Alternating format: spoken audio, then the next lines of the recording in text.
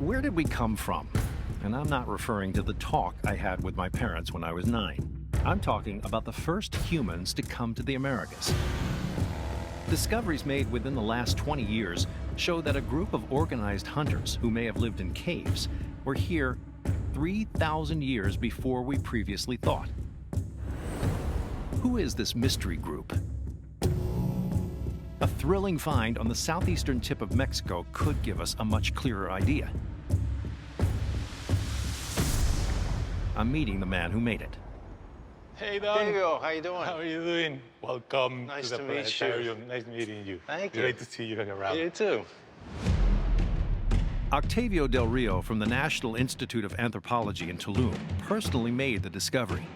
And to do so, he traveled very deep into the underworld.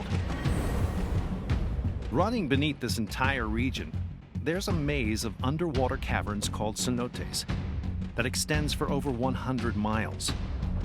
Just like the Great Lakes, this cave system was bone dry during the Ice Age. After the glacial melt, trillions of gallons of fresh water filled these caverns, covering up evidence that could give us new insights into the true first inhabitants of the Americas. Octavio told me the astonishing story of how he made this discovery. Listos.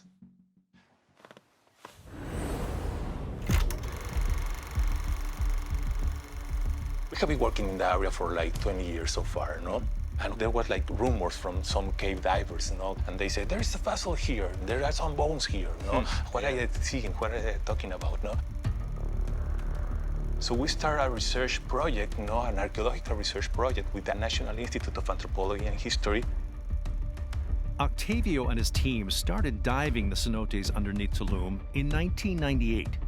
For almost 3 years, they journeyed deeper and deeper into the underworld, creating a map of this previously uncharted cave system. Finally, in the year 2000, Octavio discovered the holy grail of underwater archaeology, hiding 1,000 feet from the cave entrance, an extremely well-preserved human skeleton.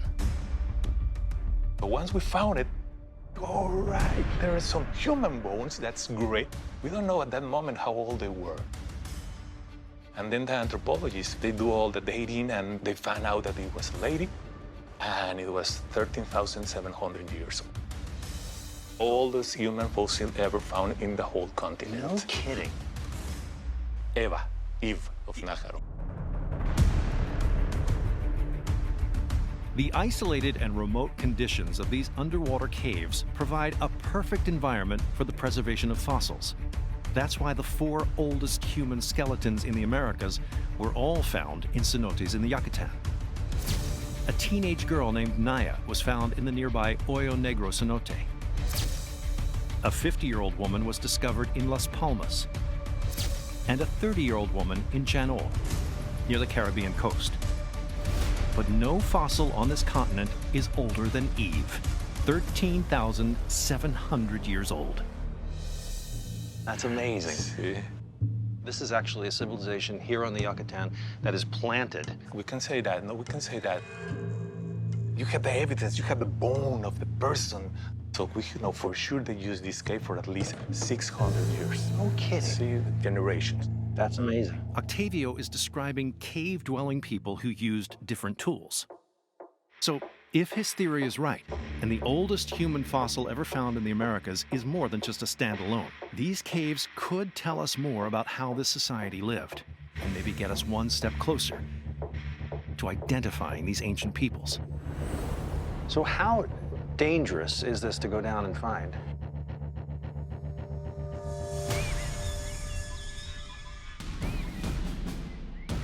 Who would miss the chance to dive into the underworld and experience Eve's world firsthand? The most ancient peoples in the Americas. How crazy is that? There's one way in, one way out. He is keeping your cool. This is a really, really dangerous chamber we're going into, and a lot of things can go wrong. Any questions? No? Cool. Let's do it.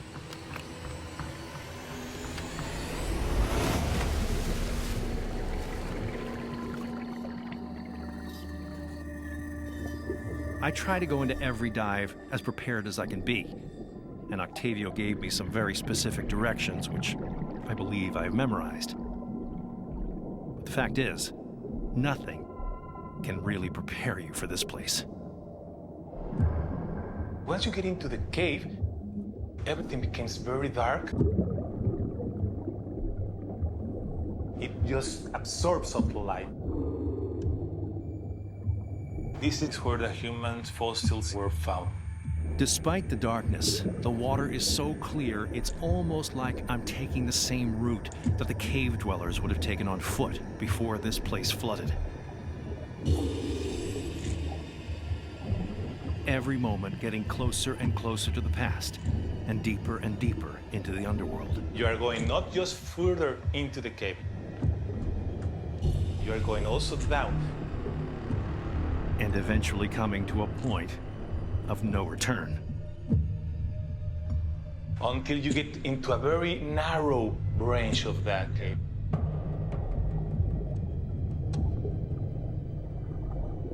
There is like a barrier here, natural barrier with stalactites, stalagmites.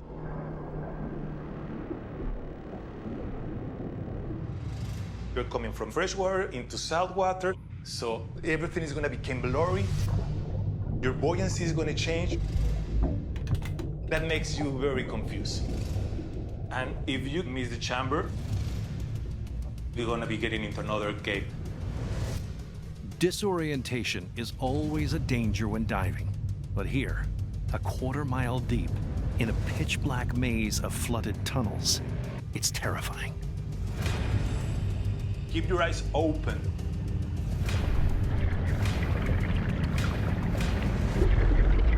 You can get lost here very easily.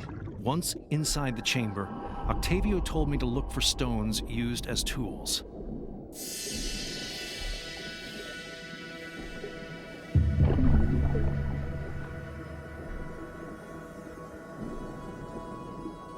And then for fire pits. 14 of them.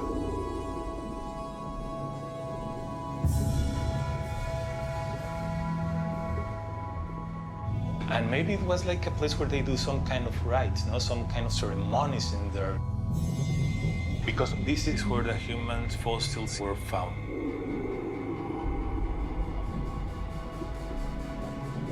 Seeing this cave with not only human tools, but carbon-dated fire pits and human remains is breathtaking.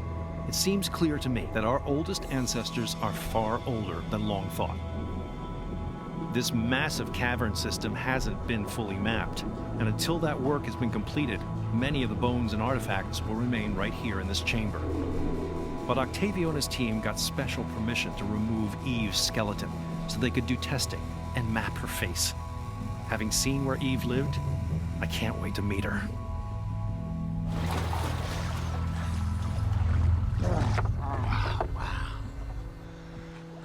It's an incredible thing to see. So let me show you this, okay? This is a guy, an artist that does this. He put all these fragments of bone together and make the reconstruction. Wow. There's like 21 precise points in your face that tells you about the thickness of the skin. And what he got, it is what you're gonna see now, you know? It's a pleasure to introduce you. This is Eve of Najaron. Oh, she's quite lovely. See, no? What an amazing moment that must have been for you. Oh, yes, sure. No, a very emotional moment. I took a lot of time to get to her, and after 13,700 years, we are now meeting them. See? You can just so easily picture the life of this person, you know, and the civilization that she's with. According to Octavio's research, the testing revealed that Eve stood roughly 140 centimeters tall, about 4 feet 7 inches. She was most likely between 60 and 80 pounds, and she died in her early to mid-20s.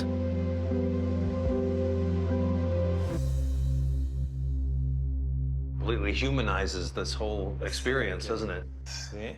And we don't know what technology is going to offer us in the next 20 years. There you go. Sitting face to face with a portrait of the oldest person in the Americas is incredible. The more we dig into the question of who really came first, the more we realize that what we know now is probably just the tip of the iceberg. And it makes me wonder how much more we'll know 100 years from now. Could a new discovery blow all this out of the water?